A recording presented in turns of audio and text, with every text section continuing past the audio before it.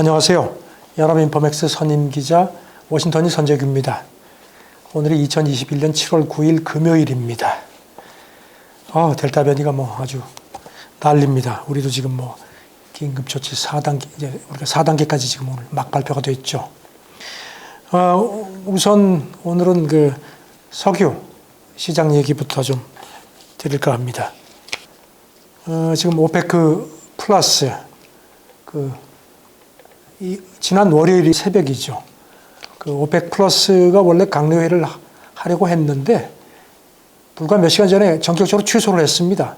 그리고 또 언제 다시 만날지도 잡지를 못한 걸로 나타났습니다. 작년에는 사우디하고 러시아가 석유가 가지고 경쟁을 하느라고 티격태격했는데 올해는 조금 양상이 다른 것 같습니다. 좀 이따 말씀드리겠지만 사우디하고 그다음에 아랍에미리트, 그동안에 사우디 말을 잘 들었는데 이 녀석들이 이제는 조금 좀 목소리를 높였습니다. 원래는 다음 달부터 8월부터 연말까지 한 달에 40만 배럴씩 감산폭을 줄이는, 늘리는 거죠. 그렇게 해서 연말까지 지금보다 한 200만 배럴 하루 생산량을 더 이렇게 회복하기로 대충 합의가 됐던 모양입니다. 그런데 이거는 아랍에미리트도 그냥 그렇게 큰 이견을 제시하지 않았는데 문제는 원래는 지금의 감산 기조를 내년 4월까지 하기로 했는데 지금 아시다시피 세계 경제가 좀 불투명해서 그런지 이거를 내년 말까지로 연장하자는 부분, 그게 이제 걸렸습니다. 소통진 얘기는 아랍에미리트가 여기는 난 그건 도저히 동의 못해 뒤로 넘어진 모양입니다.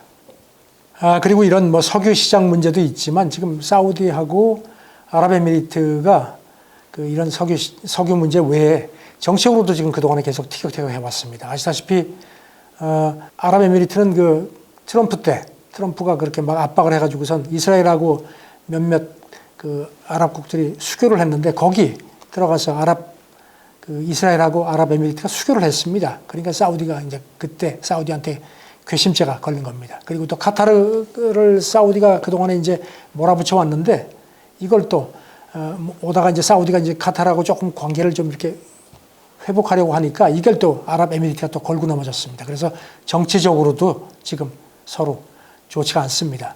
그리고 이제 특히 이 아랍에미리트 같은 경우는 이제 최근에 석유 부분에다가 증산에다가 엄청나게 몇십억 달러를 투자를 했는데 사실은 이제 석유 시대가 대충 끝났다고 보고 탈석유 시대를 대비하려는 그런 움직임을 준비를 해왔는데 이제 증산이 뜻대로 안 되면 이제 이게 또 자기들한테는 차질을 빚어지니까 뒤로 물러날 수 없는 상황이 된 겁니다. 어게인 캐피탈 파트너는 이렇게 분석을 했습니다. 오펙 플러스가 팬데믹으로 뭉쳤다가 백신 접종이 가속화되면서 이제 또다시 분열하는 것 같다. 그래서 아까도 말씀드린 것처럼 작년에는 사우디하고 러시아가 유가 가지고선 경쟁을 했는데 이제는 오페크 내에 어떤 주도권 싸움이 또 오펙 플러스를 흔들었다. 이렇게 얘기를 했습니다. 그래서 지금 CNBC 같은 경우는 이제 오펙이 어떤 종말을 맞는 게 아니냐. 그동안에도 이제 오펙이 전 같지 않다는 얘기들이 많았는데 이제는 힘들어졌다. 그래서 이제 이거는 사실상 이렇게 되면 이제 오펙이 제대로 기능을 못하면은 석유시장 요동도 더 커질 수밖에 없는, 그러니까 시장 추이에 따라서 움직이게 되니까 더 유가 전망을 하는 게 조금 더 어려워질 수도 있는 상황이 됐습니다. 그래서 그런지 백악관이 황급히 개입을 하는 모습입니다. 백악관 대변인이 지난 수요일에 브리핑하면서 우리가 지금 긴급 접촉을 하고 있다. 이런 얘기를 하는데 그렇지만 바이든 대통령이 직접 개입하지는 않을 것 같다는 그런 시사도 했습니다.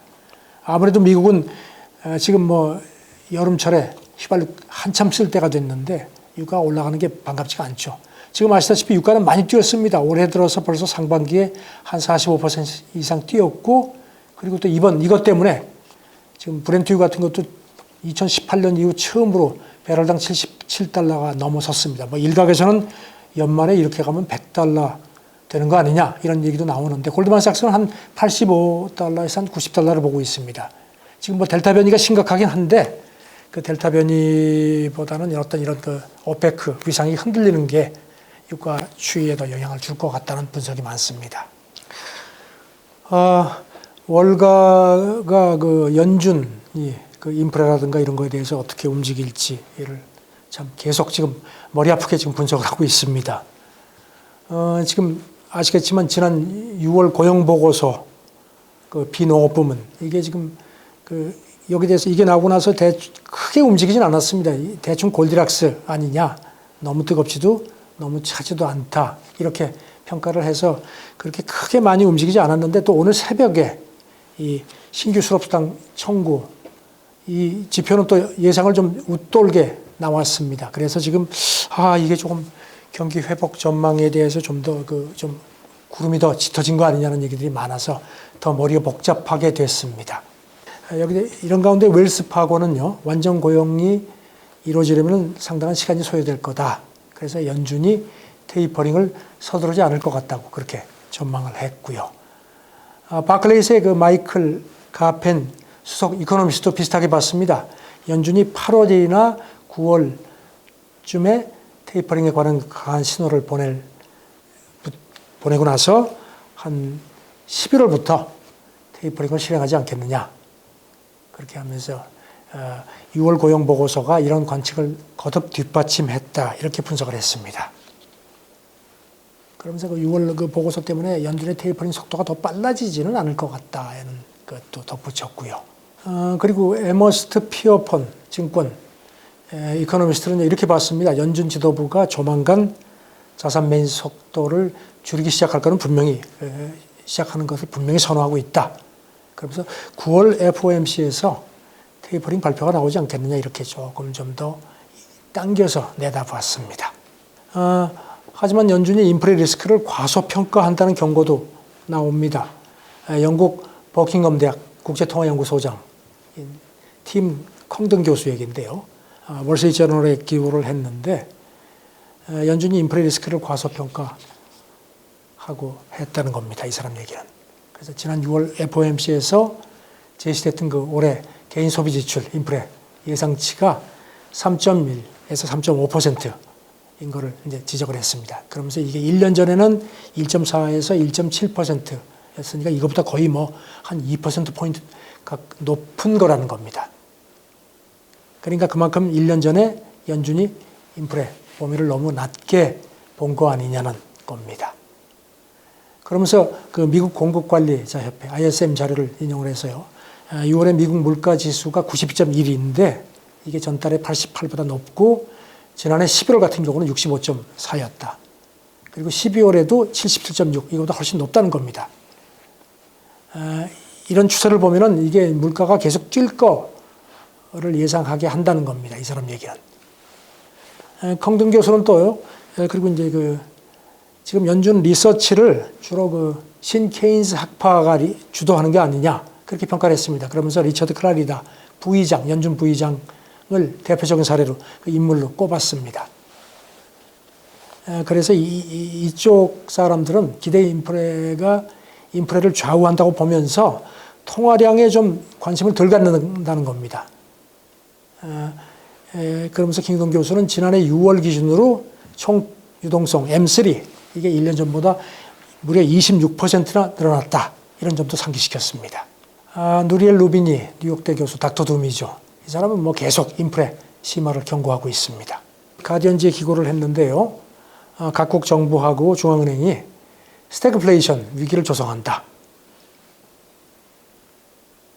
그러면서 이미 지난 10년 정도 완화 기조를 해왔는데 거기다가 팬데믹 때문에 유동성이 더욱 확대가 됐는데 이것 때문에 최근에 가상화폐라든가 밈주식 그리고 고수익 회사채 시장에서 이미 비이성적인 과열, 위험 수준까지 치솟았다는 점을 경고를 했습니다. 또 여기다가 보호주의에서 초래되는 공급 압박 그리고 인프라에 대한 사이버 공격 같은 것도 인프레를 더 압박하는 요소다.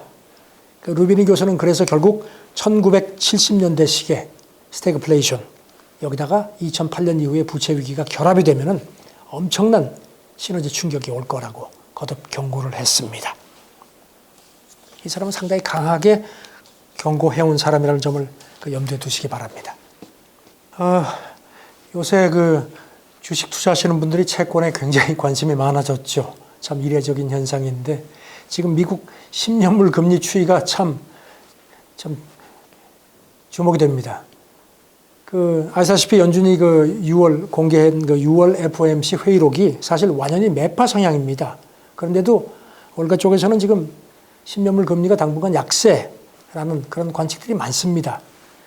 BMO 캐피털 마켓 이언 린젠 미국 금리 전략 대표 얘기인데 10년물 금리가 1.25%까지 떨어진다면 지금 오늘 새벽에 1.29%였나요? 그렇죠. 레벨이 1.2%대 초반까지 더 떨어질 수 있다. 그러니까 단기적으로 더 떨어질 거라는 전망입니다. 그러면서 매크로 측면에서 단기적인 하락을 막을 재료가 별로 없다고 이 사람은 봤습니다. 어드바이저 에셋 매니지먼트의 스콧 콜리어 CIO도요. 낮은 채권 수익률이 우리가 보는 경제 지표하고는 반대로 간다. 그러면서 채권 시장은 강한 성장세하고 가격 압박이 일시적인 걸로 보는 것 같다는 겁니다. 그러면서 10년물 수익률이 지표 호조에도 더 떨어질 수 있다고 이 사람도 전망했습니다. 왜 그런지 이런 데 대한 궁금증이 많은데요. 마켓워치가 이걸 좀 분석을 했습니다. 그동안 월가 포지션이 금리 상승 쪽에 쏠려 있었기 때문에 좀 빨리 되돌림이 된 탓이라는 겁니다. 그래서 포지션이 급하게 청산되는 그런 탓이 있다는 지적이고요. 모건 스탠리 투자운용의 짐 카론 글로벌 채권 매크로 전략 담당 얘기는 이것도 같습니다. 투자자들이 재포지셔닝에 나섰다 이렇게 풀이를 했고요. 그리고 지금 여전히 지금 고용이 고르지가 않죠. 그리고 또 이것 때문에 경기 둔화 조짐이 다시 할게요. 여전히 지금 6월 비농업 부문 고용 지표도 보여줬듯이 여전히 고용 시장이 고르지가 않고 그 다음에 경기 둔화 조짐도 여전히 상조를 한다. 이런 것도 작용을 한다는 분석입니다. 델타 변이가 확산되는 것도 좋은 재료는 아닙니다. 그래서 지금 베런스는 지난 7일자에서 이렇게 분석을 했습니다. 연준 기조에 대한 시장의 의구심은 지금도 남아있다. 그렇게 했고요. 하지만 올 하반기도 그렇고 연말 정도가 되면은 10년물 수익률이 한 2% 정도로 회복될 거라는 관측도 나옵니다.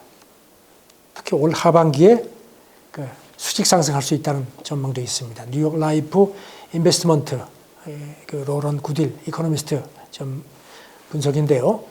10년물 수익률이 2% 내외로 올해를 마감할 거라고 자기는 본다.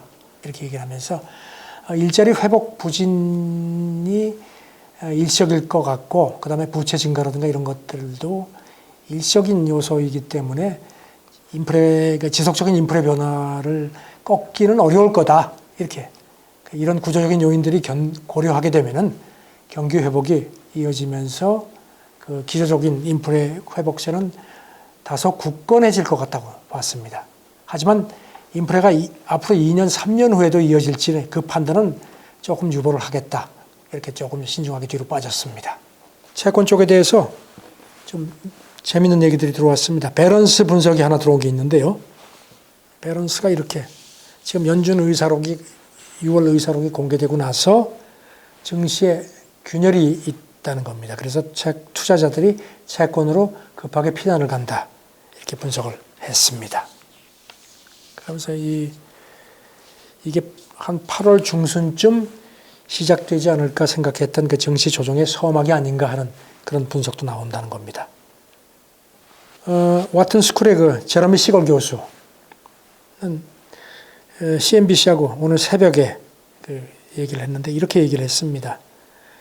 지금 이제 오늘 새벽에 미국 증시가 다 빠졌죠. 이런 증시 조정은 딸꾹질에 불과하다. 추가적인 조정에 대비를 하라는 신호라는 겁니다. 그리고 증시에서 지금 가장 큰 위험 요소는 델타 변이가 아니고 오히려 인플레 지표하고 연준의 통화 정책 추이라는 겁니다. 그동안에 연준이 조금 좀 이렇게 좀 무시가 됐지만 그게 아니라는 겁니다. 시걸 교수는 증시 강세 장세가 끝났다고 보지는 않지만 연준의 긴축 시작이 이제 현실로 다가오면서 시장에 더 많은 딸꾹질이 있을 거다. 이렇게 얘기를 했습니다. 시걸 교수 얘기가 상당히 좀 의미가 있는 것 같습니다. 델타 변이 뭐 지금 우리도 지금 오늘부터 막 이제 4단계로 들어갔죠. 4단계로 들어가서 지금 뭐 굉장히 상황인데 어려울수록 어떤 새로운 기회가 있을 수도 있으니까 이거를 잘 하셔서 포지셔닝 재조정에 도움이 되시면 좋겠습니다. 감사합니다.